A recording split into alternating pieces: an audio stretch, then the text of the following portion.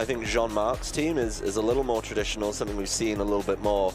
So this is a really good test of like what we've seen proven at a couple regionals already, bounced against some off-the-wall innovation, and that for me is pretty much exactly what I'm looking for to open my day at a regional.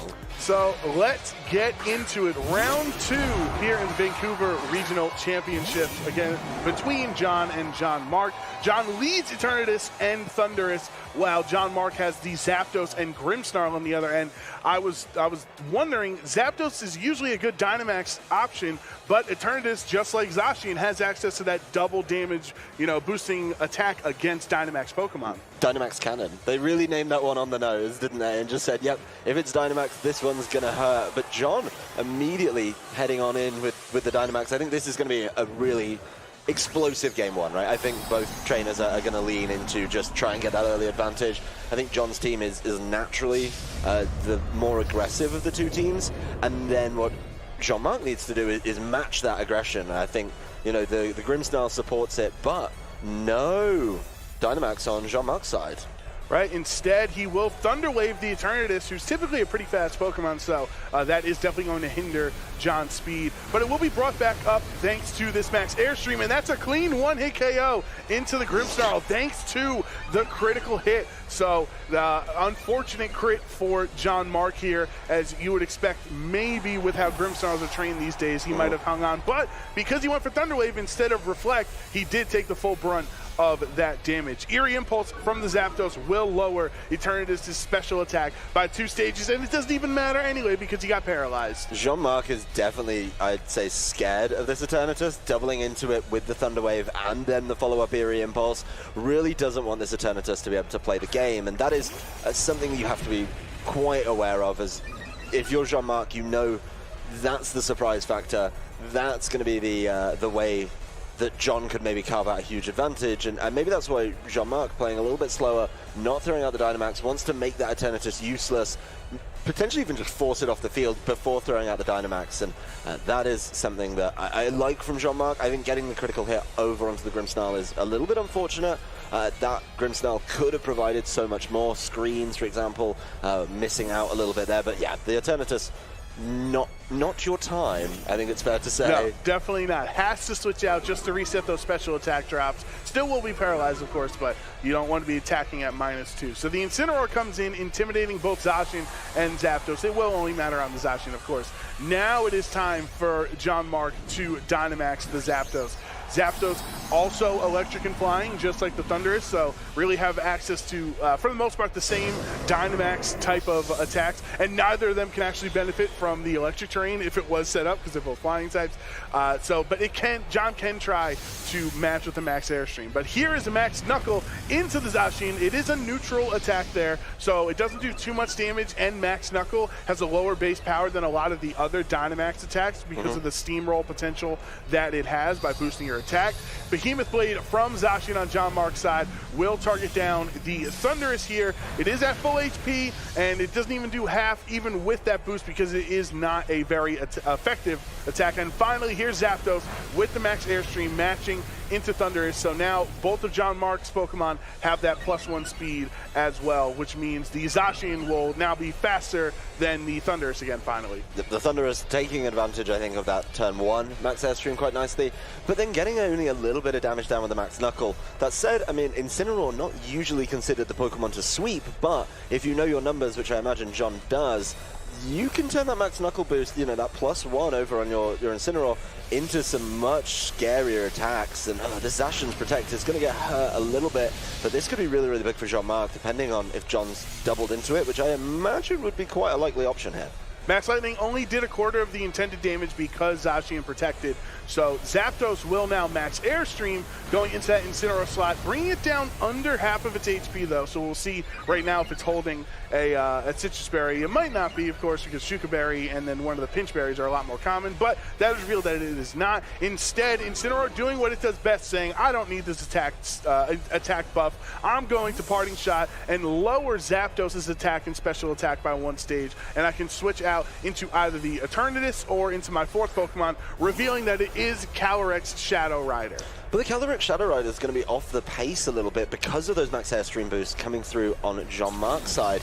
That means this Calyrex Shadow Rider is vulnerable, could get just caught nice and early on. And this Thunderous as well, you know, surprisingly low on health, especially now it's out of that Dynamax form, is able to get picked up. So Jean-Marc, with his final turn of Dynamax, that staggered start on the Dynamax, may just be able to really push the advantage in this turn. And the problem is that Eternatus in the back, yes, you got rid of the Eerie Impulse issue, but you've still got the paralysis issue sticking around, and that's something that switching out doesn't solve. So Jean-Marc definitely putting himself in a strong position here, as Calyrex, I think, is forced to protect until maybe this Thunderous can land something a little bit more as it avoids. Oh, the play rough missing on the Thunderous. That's huge there. Max Airstream goes into Calyrex's Protect. It doesn't do much damage, but if it was holding Focus Sash, which is, you know, one of the common Shadow Rider items, that would have been broken. As yet another speed boost for Jean-Marc. And the wild charge into Zacian's not enough, just barely hangs out with 20 HP.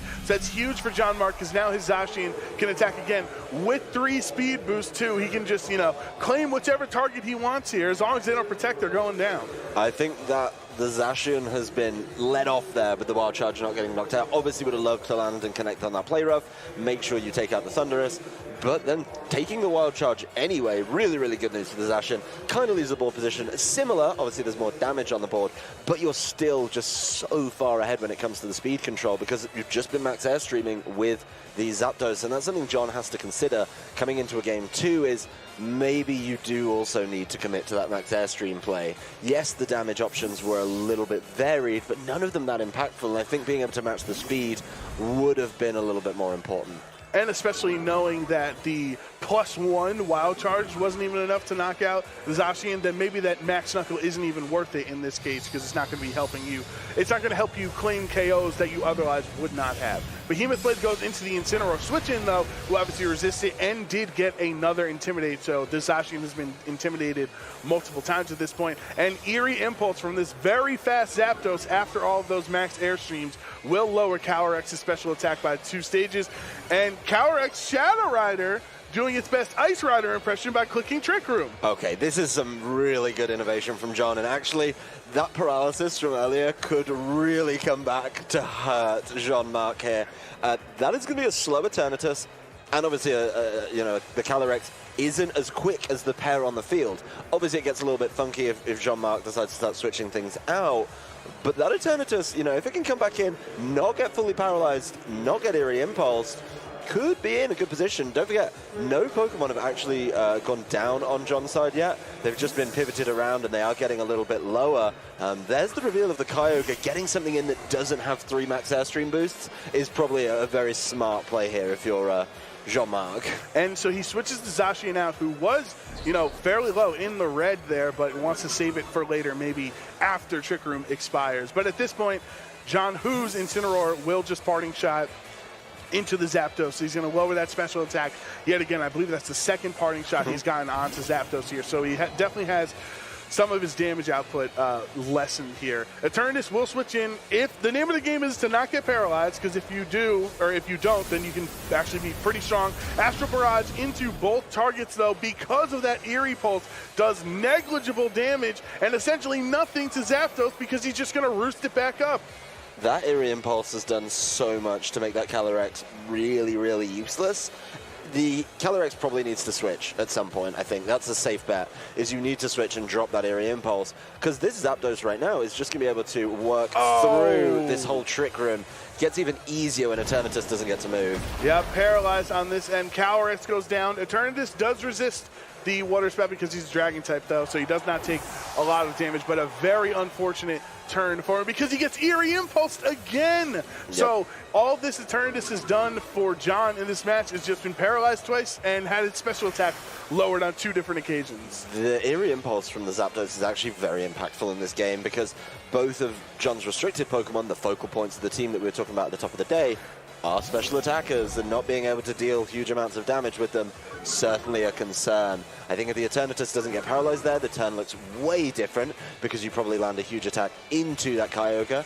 Taking away that Kyogre's Water Spout damage would have been absolutely huge, but I think Jean-Marc is still very much in the driving seat, unless this Eternatus reveals something huge this turn, which it's going to need to really try and do. Incineroar's going to buy it some time, but if Eternatus doesn't get to move, yeah, it gets Dynamax Cannon, but not into a Dynamax target, so not at the, the biggest amount of damage. Let's just see how much it actually does, though. Goes into the Zapdos instead of the Kyogre, and just not enough damage. That is with a Life Orb boost, too. It did that little damage. There's the Thunderbolt from Zapdos, so now Zapdos has revealed all 4 of its moves in this matchup, so at least that is some solace for John going into Game 2, is he does know the full set on Zapdos now.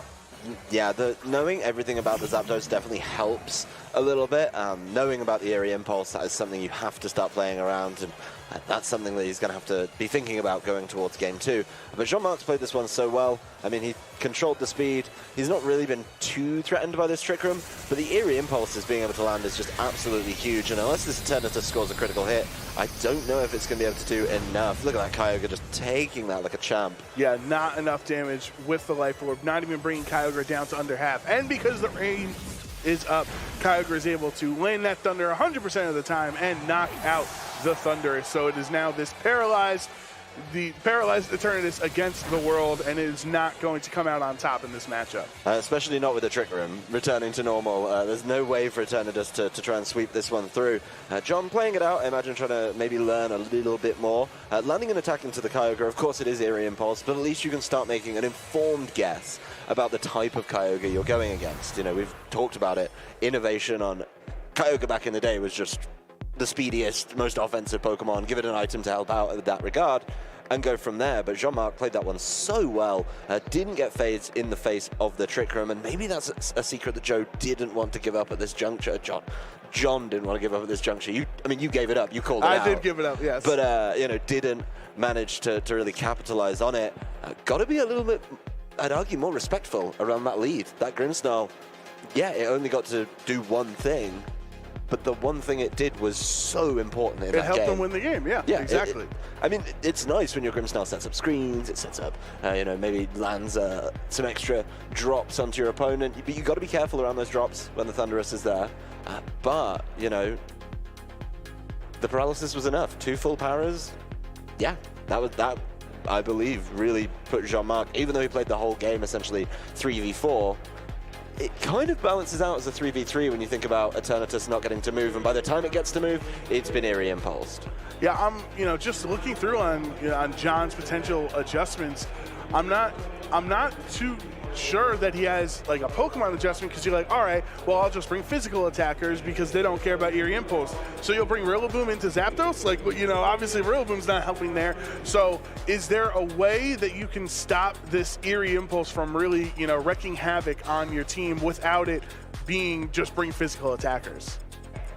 It's tough. So the concern for me, and I think this is a big credit to Jean-Marc's team building, right, is the Zapdos did so much for itself just by max airstreaming early on.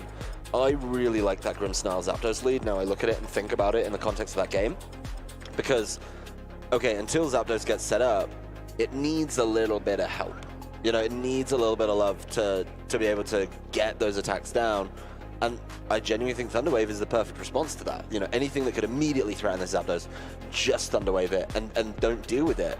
And they're really, really well done by Jean-Marc there to be able to say, well, I'll just take you out the game with Eerie Impulse, then I'll go setting up my max airstreams. Really nicely done. Yeah, John had to make an adaptation here, and bringing the fake out into the opening might be the way to go.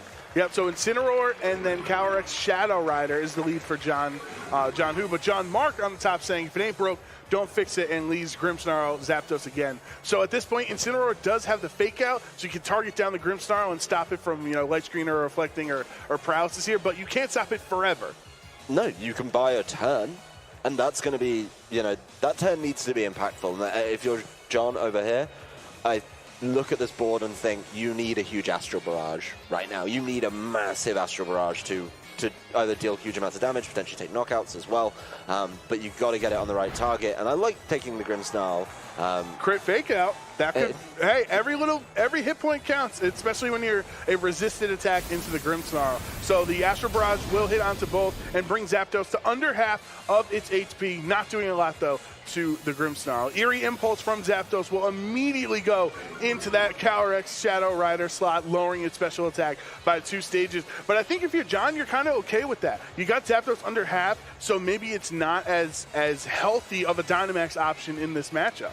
You got it under half, but you did that before the Eerie Impulse. I mean, the Eerie Impulse is going to be really tickling.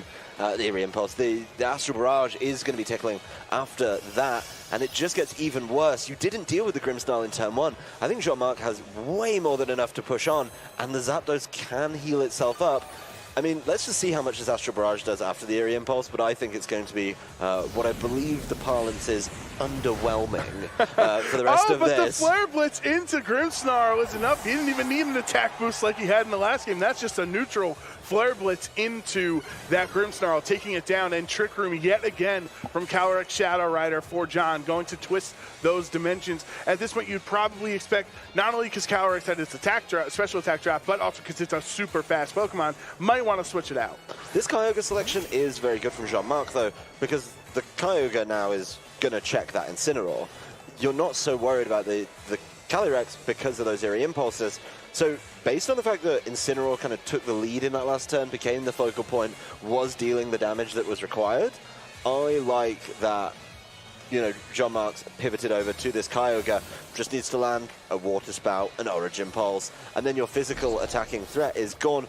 But smart from John, get it out of there with a parting shot. My concern is, will it still get punished? I know that, you know, it did just get a special attack drop, but Kyogre, in the rain, you have no way to change that. I think you have to bring the Eternatus here if you have it, to be able to tank up that hit.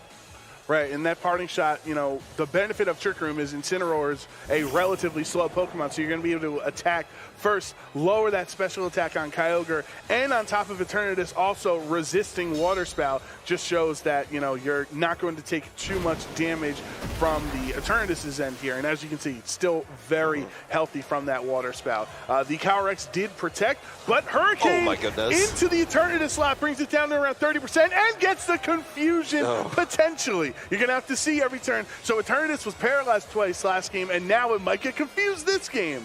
You see, when we came into this matchup, I believe that if anyone was going to be playing coin flips, it would be John Hu. We were talking about old tournaments. I remember his old Sableye from back in the day where he did force a number of matches to essentially coin flips.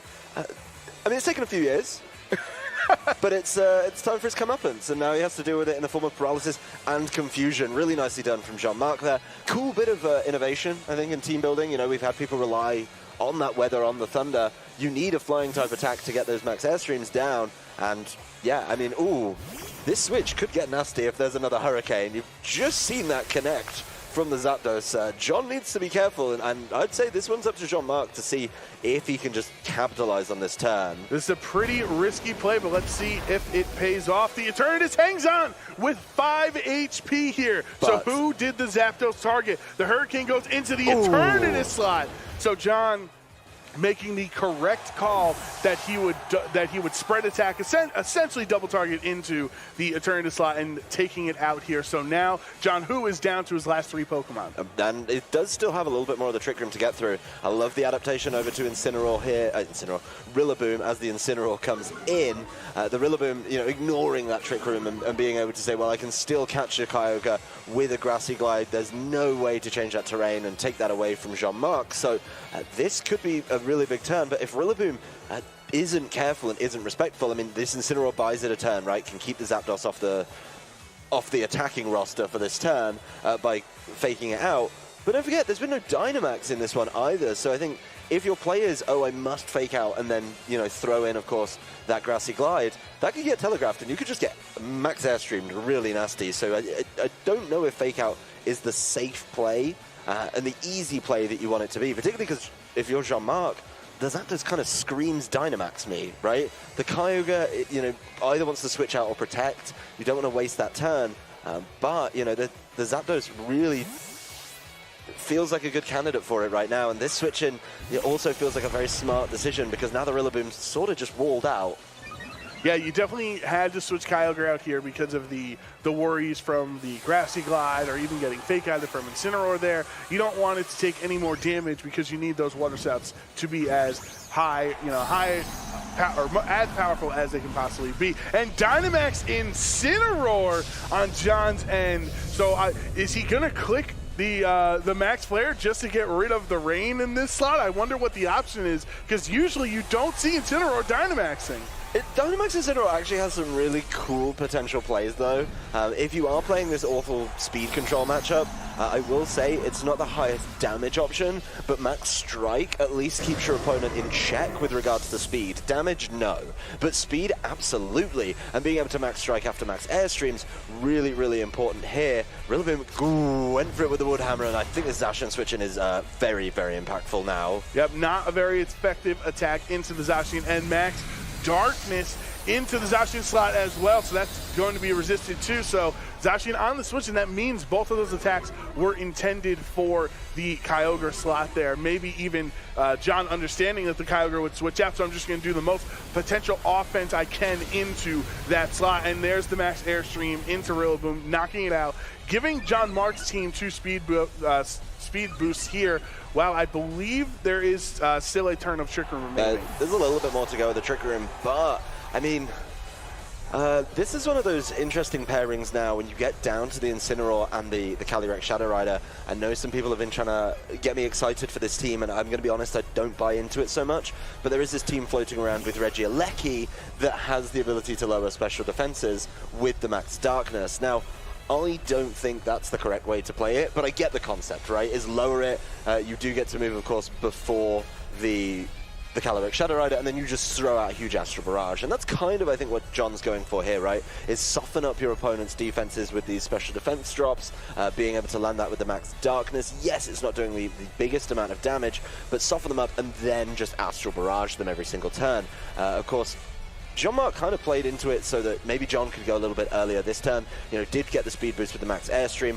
Was definitely the correct decision to go for, though, because it did take a knockout on the Rillaboom. So, yeah, just playing it safe this turn, wait for Trick Room to run out, and then maybe just use those speed boosts. I really like how Jean-Marc's playing through this game, but those speed boosts are going to be taken away.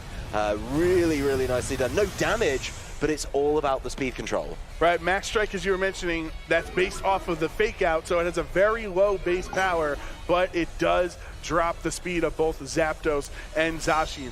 The double protect on Jean-Marc's side was to ensure that he can get out of Trick Room as healthy as possible, but once Trick Room ends, thanks to that Max Strike, you essentially negated the previous Max Airstream, meaning that Calyrex Shadow Rider is back to being the fastest Pokemon on the field. The Calyrex Shadow Rider has to do all the work here, right? Incineroar can soften them up as much as it likes, but the damage from a Dynamax Pokemon, quite frankly, is on the lower end, is where I'd put Dynamax here. But what it does with the changes to the stats in speed and special defense is the key to John's victory here, and that's the win condition he's going to have to go for, is make sure that everything's in check and isn't moving before, and then just catch it with Astral Barrages after a special defense drop. That's how you win the game here if you're John, and that is going to be the only way through. I think this Zacian could easily get felled by the Astral Barrage, but in the last turn of Dynamax, with just one special defense drop, I do think Zapdos probably has the requisite amount of health to take it. Yeah, the Zacian falls down. Zapdos very, very healthy, though, and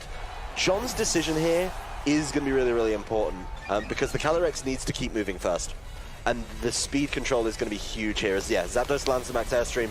John Max Strikes here, and I think he's very much in the game. So we're going to find out if John went for it, because that Max Airstream is going to give Zapdos the speed buff that it needs. And he goes for Max Darkness instead of Max Strike into the Zapdos there. So it will bring it low when Dynamax is over, so he is within range of getting knocked out. But because Zapdos went for the Airstream, now, it might be faster. I know Calyrex, like, there's some areas where Calyrex could still be faster, even at +1, depending on how Zapdos is trained, but Jean-Marc has to bring Kyogre back in here. Well, that's the other thing for Jean-Marc, right, is he has this Pokemon advantage, and the Kyogre comes in with no special defense drops, no speed drops. Yes, it has no speed control or boosts on it either, but that's kind of the trade-off you make, right, is okay, well, it should be able, like, it has a very good special defense naturally. We've seen people tend towards giving it, you know, an extra bit of help when it comes to special defense, and I like that, you know, it's going to be in a position, it just needs to land an attack, really. This Calyrex isn't going to be able to take anything off it, so it should be in the driving seat. I think the Zapdos, you wanted the Zapdos to move first of your Jean-Marc, but at the end of the day, you know, the Kyogre could do a lot of work, and you know, it's going to deal with the Incineroar, we'll put it that way. Zapdos taking advantage of the fact it's the fastest thing on the field, doesn't need to coin flip with an attack. Yeah, this Calyrex just going to struggle. Jean-Marc going for the long win condition of lowering the special attack, knowing you can never switch out again. Zapdos is taken down, but that did hardly any damage to the Kyogre at all. We'll get another Grim-Neigh boost, which helps out Calyrex, because that'll be his second Grim or special attack boost of the game here, but it's not even going to matter, because in the rain they never stood a chance, and Kyogre takes it, and Jean-Marc takes round 2 here in Vancouver. That was a really well played out end game from Jean-Marc Hebert there. I really like how he sort of thought through the end game, and in the face of that Incineroar you could panic, right? Think, oh no,